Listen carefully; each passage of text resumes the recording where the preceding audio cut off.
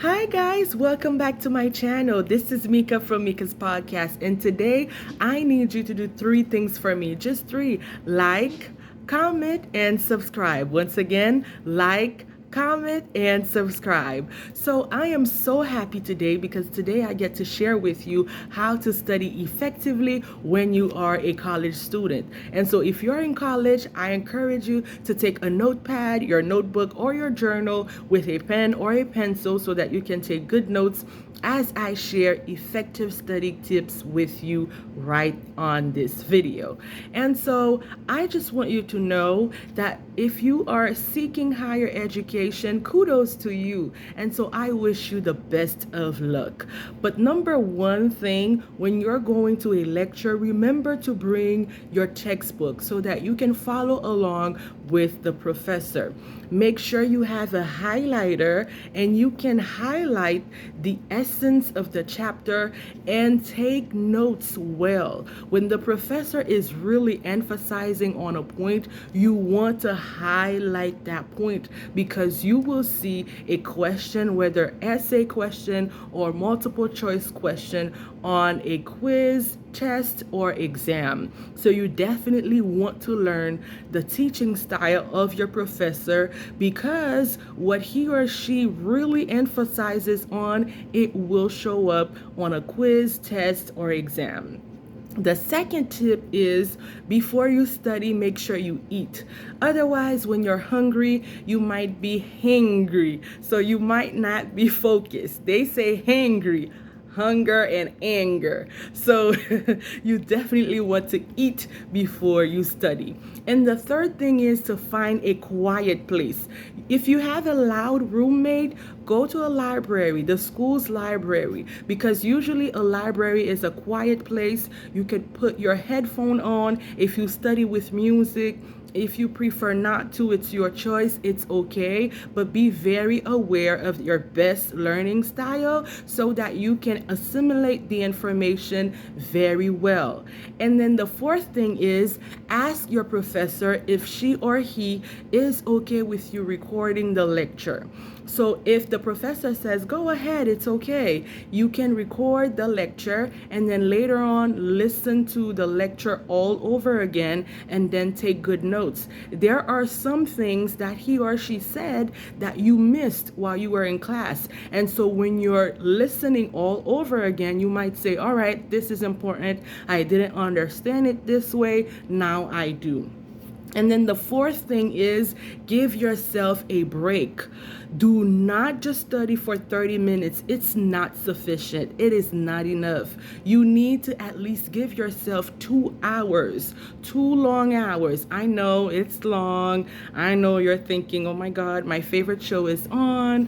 What? I can watch something else. But remember, you're in college. It's a different environment and you are a responsible student. You must study because it's all about studying and writing effectively. And so how do you do that? By practicing. Practice makes perfect.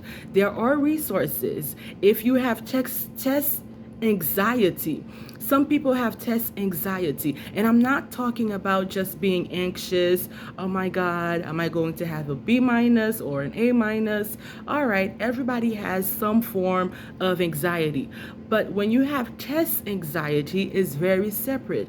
What it means is you forget everything that you study to the point where you go blank when you see the questions. Sometimes it may be the exact information that you study for hours. And because you're so anxious, you either sweat or you have a headache or you're shaking. Then there are psychologists, the school psychologists, and there's also career centers and resources that can help you. So you might want to see if you have test anxiety.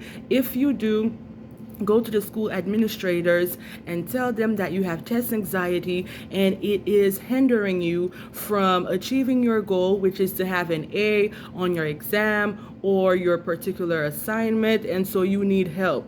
They will be more than happy to help you, and so they will give you the proper tests. They will give you extra time when you're taking your tests, and they will give you extra time also when you are submitting your assignment. So the school administrators will communicate with your professors, and so you will have extra time to help you succeed. And the other tip that I want to share with you is to put your phone away. Your phone is a distraction, trust me, and it will hinder your success. Every time you're studying, somebody's sending you a text message, or there's something new on TikTok, there's some new videos on YouTube, except this one because this is informative. Follow and subscribe, but not when you're in class, of course. But then there are different distractions, so you might want to put your phone on vibration and put it away. And also remove apps that are distracting you. If you have games on your phone, or if Instagram is really distracting to you, just remove it for a period of time. And after the exam is over, you can just reinstall it. So it's not a punishment, but you're just doing it for a short period of time so that you can stay focused. Because remember, the bigger goal is to not only stay focused, but to succeed and to go to the next semester and then to graduate very soon. So I also want to share with you that when you are studying, you want to have flashcards. So ask yourself the questions, test your own self. So when you are studying, let's say you want to study a particular definition, write the question on a flashcard and then put the answer on the back of the flashcard. Put the answer on the back of the flashcard. Ask yourself the question. Do not look at the answer. Repeat it several times. Repeat the information several times, and then ask yourself the question, and then check to see if you have the answer correctly. You turn over the flashcard and you can see if you answered properly. If you did not, then chances are you still need to study some more. And so you would do that by studying all over again. Now, I know some chapters are long. Sometimes they might be 60 pages long or 100 pages long, and you may not have enough time to prepare for your quiz, test, or exam. So what I recommend is to read the chapter summary first so that you can have an idea of what the chapter is all about. And then after you read the chapter summary, then you want to read the most important part of the chapter. Now, I know sometimes the part that you did not read may be on the test and you're like, oh my God, I did not read this part and I saw it. And now you cannot answer the questions. And here you are having like a negative on your test, and I don't want that for you. So if you have enough time, go ahead and read the entire chapter and just highlight what's the most important. But if you do not have enough time, just try your best to highlight the most important and then repeat the information. Repeat it. Or you can also make a music. Music is something that's easy to remember.